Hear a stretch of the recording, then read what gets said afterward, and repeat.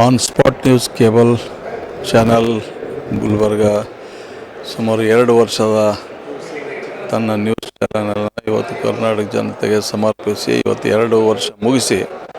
3ನೇ ವರ್ಷ ಕಾಲಿಡ್ತಕ್ಕಂಥ ಸಂದರ್ಭದಲ್ಲಿ ನನ್ನ ಪರವಾಗಿ ಈ ಭಾಗದ ಜನರ ಪರವಾಗಿ ಅವರಿಗೆ ಹೃತ್ಪೂರ್ವಕ ಧನ್ಯವಾದಗಳನ್ನು ಸಲ್ಲಿಸುತ್ತೇನೆ. ಇವತ್ತು ಇವೆಲ್ಲ ನ್ಯೂಸ್ ಚಾನಲ್ಗಳು ಇವತ್ತು ಇಲ್ಲಿ ಆಗ್ತಕ್ಕಂಥ ಜನರಿಗೆ ನೇರವಾಗಿ ಸತ್ಯ